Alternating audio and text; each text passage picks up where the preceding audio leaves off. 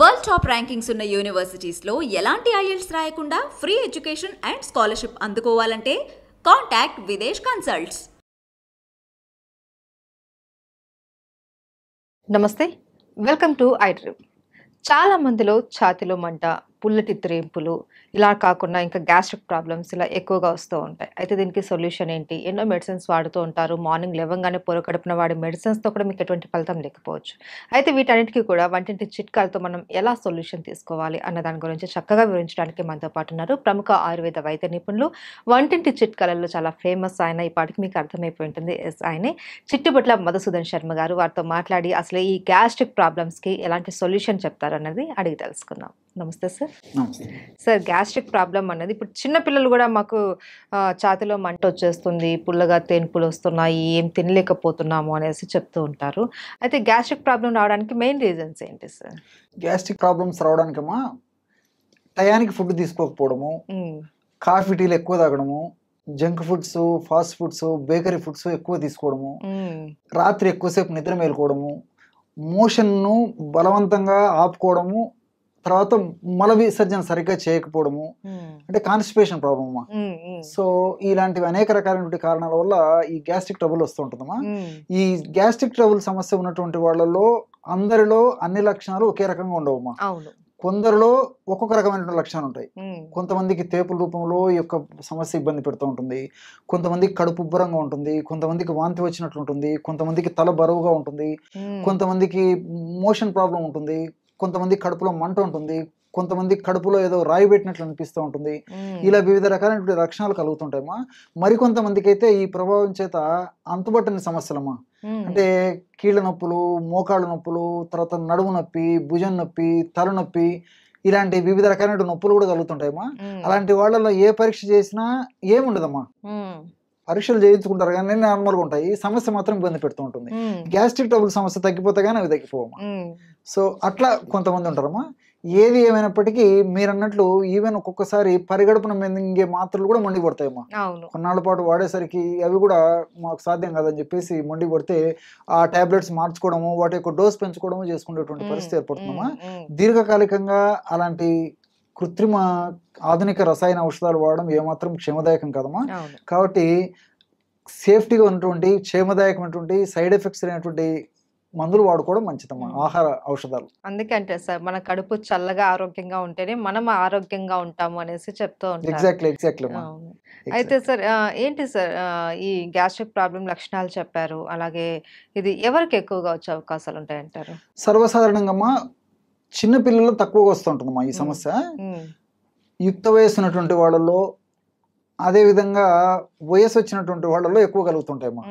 యుక్త వయసు వచ్చిన వాళ్ళలో వీళ్ళకేమంటే ఆ వయస్సు ప్రభావం చేత ఆహారం సరిగ్గా టయానికి తినకపోవడము, ఈ ఫాస్ట్ ఫుడ్స్, జంక్ ఫుడ్స్, తర్వాత కొద్ది శాతం మందిలో ఈ ఆల్కహాల్, స్మోకింగ్ ఇలాంటివన్నీ కారణాలమ్మా. రాత్రి ఎక్కువసేపు నిద్ర మేలుకుంటుంటారు. ఇలాంటి కారణాల వల్ల చాలా వరకు యుక్త వయసు వాళ్ళలో కలుగుతుంటాయమ్మా. అదేవిధంగా చిన్నపిల్లల విషయానికి వస్తే వీళ్ళకు చాలా మందికి ఆ చిన్నపిల్లలకు ఆకలి తెలియదమ్మా. కాబట్టి ఆకలి తెలియక సరైనటువంటి ఆహారం సరిగ్గా తీసుకోలేకపోవడం చేత, తెలిసి తెలియక వాళ్లకు ఈ యొక్క సమస్య వస్తుంటుంది. రెండోది ఏంటంటే చిన్నపిల్లలు ఈ జంక్ ఫుడ్స్ అవి ఎక్కువ తీసుకుంటుంటారమ్మా. దీనివల్ల కూడా ఈ గ్యాస్ట్రిక్ ట్రబుల్ సమస్యలు వస్తుంటాయి. అట్లే వయసు వచ్చినటువంటి వాళ్ళు చూసినట్లయితే వయసు వచ్చిన తర్వాత ఏదో ఒక సమస్య చుట్టుముట్టి ఇబ్బంది పెడుతూ ఉంటుందమ్మా, ఏదో ఒక రకమైనటువంటి అనారోగ్యం.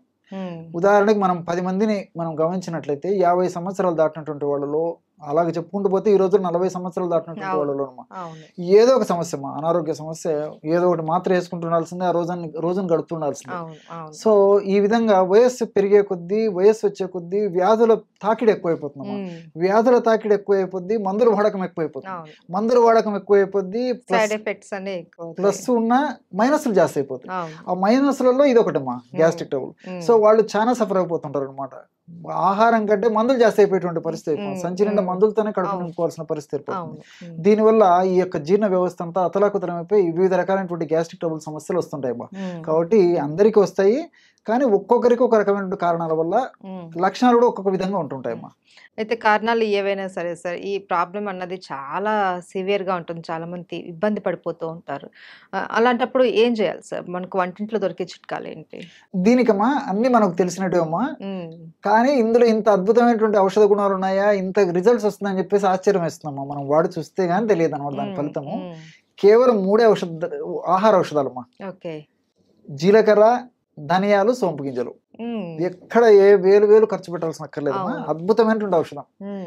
ఈ 3 పదార్థాలు ఒక్కొక్కటి 50 గ్రాములు తీసుకోవాలమ్మా. అంటే జీలకర్ర ఒక 50 గ్రాములు వేయించేసేసి, ధనియాలను వేయించి ఒక 50 గ్రాములు, సోంపు గింజలను వేయించేసి ఒక 50 గ్రాములు తీసుకోవాలి. అన్ని దోరగా వేయించుకోవాలి. అన్ని కలిపేసి మిక్సర్ అయినా వేసుకోవచ్చమ్మా. ఓపిక ఉంటే సపరేట్ అని తయారు చేసుకోవచ్చు. లేకపోతే అన్ని కలిపేసి మిక్సర్ వేసేసుకోవచ్చు.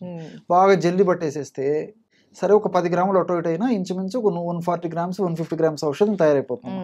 మొత్తం పౌడర్, బ్రహ్మాండమైనటువంటి పౌడర్ తయారైపోతుంది. దాన్ని ఒక గాజు సీసాలో నిల్వ ఉంచుకున్నామా. 1/2 టీ స్పూన్ ఉదయం ఆహారం తర్వాత అరచేతి మీద వేసుకొని కొద్దిగా చప్పరించేసేసి నీళ్ళు తాగేసేయాలమ్మా. కొద్దిగా 1/2 గ్లాస్ వాటర్. రాత్రి ఆహారం తిన్న తర్వాత కూడా ఒక 1/2 టీ స్పూన్ ఒక అరచేతులు వేసుకొని చప్పరించాలమ్మా. బాగా ఎంజాయ్ చేస్తూ అది చప్పరిస్తూ మింగేసేయాలి. ఒక కప్పు అంటే ఒక 100 ml వాటర్ తాగితే సరిపోతుంది. చిన్నపిల్లలు అయితే కొంచెం డోస్ తగ్గించుకోవాలమ్మా. అంటే 12-13 సంవత్సరాలు దాటినటువంటి వాళ్ళకందరికీ ఈ డోస్ సరిపోతుంది. ఇంకా 12-13 సంవత్సరాల కంటే తక్కువ ఉన్నటువంటి వాళ్ళలో 1/2 టీ స్పూన్ కాకుండా 1/4 టీ స్పూన్ ఆ రేంజ్లో వాడుకుంటే సరిపోతుంది. సో ఇది వాడడం వల్ల ఏమైతుందంటే within 3rd day 4th day నుంచి మంచి బ్రహ్మాండమైనటువంటి రిజల్ట్స్ వస్తాయమ్మా. సో ఇప్పుడు మనం చెప్పుకున్నటువంటి లక్షణాలన్నిటికి కూడా ఇది దివ్య ఔషధం. అన్ని దివ్య ఔషధం. ఇన్ని లక్షణాలు చెప్పాం కదమ్మా. ఏ లక్షణాలు కానివ్వండి, గ్యాస్ట్రిక్ ట్రబుల్ అంటే కేర్ ఆఫ్ అడ్రస్ ఇదే. అంత అద్భుతంగా పనిచేస్తుంది అనమాట. సో మనము ఆధునికంగా ఆలోచించినట్లయితేమా, ఇప్పుడు జీలకర్రలో థైమాల్ అనేటువంటి రసాయన పదార్థము, క్యుమినాల్డిహైడ్, ఎపిజెనిన్, ఇలాంటి ల్యూటియోలిన్ అనేటువంటి అనేక రకాలైన రసాయన పదార్థాలు ఉన్నాయమ్మా. ఇవన్నీ కూడా ప్రత్యక్షంగా పరోక్షంగా గ్యాస్ట్రిక్ జ్యూసెస్ని పెంచేందుకు ఉపయోగపడతాయి. తర్వాత బైల్ జ్యూస్ అమ్మా. బైల్ జ్యూస్ బాగా ఉత్పత్తి అవుతూనే బాగా ఆకలి అవుతుంది, జీర్ణశక్తి బాగా జరుగుతూ ఉంటుంది. సో బైల్ జ్యూస్ బాగా ఉత్పత్తి అయ్యేందుకు ఈ జీలకర్రలో ఉన్నటువంటి ఇలాంటి అనేక రకాలైన రసాయన పదార్థాలు ఉపయోగపడతాయి. అట్లే ధనియాల్లో కొరియాండ్రాల్ అనేటువంటి రసాయన పదార్థము, ఇలాంటి రసాయన పదార్థాలు కూడా ఈ జీర్ణ వ్యవస్థలో వచ్చేటువంటి వివిధ రకాలైనటువంటి గ్యాస్ట్రిక్ ట్రబుల్ సమస్యలకు ఉపయోగపడతాయమ్మా. అంటే సోంపు గింజలమ్మా. సోంపు గింజలో ఎనథాలు, తర్వాత ఫైబరు, ఇలాంటి రసాయన పదార్థాలు ఉంటాయమ్మా. ఎనథాల్ అనేటువంటి ఈ రసాయన పదార్థము మనం తీసుకున్నటువంటి ఆహార పదార్థాలు పులవకుండా చేస్తాయి, బాగా జీర్ణమయ్యేటట్టు చేస్తాయి. తర్వాత చక్కగా విసర్జన అంటే వేస్ట్ పదార్థం త్వరగా విసర్జింపబడేదానికి కూడా ఎనథాల్ అనేటువంటి పదార్థం ఉపయోగపడతాయమ్మా. అదేవిధంగా ఫైబర్, ఈ ఫైబర్ కూడా మోషన్ ఫ్రీ అయ్యేందుకు ఉపయోగపడుతుంది. ఆహార పదార్థం పులవకుండా ఉపయోగపడుతుంది. అందులో మనకు తీసుకునేటువంటి ఆహార పదార్థాలమ్మా, ఇటువంటి ఆహార పదార్థాల్లో ఫైబర్ ఎక్కువగా ఉన్నటువంటిది ఈ సోపులోనేమా.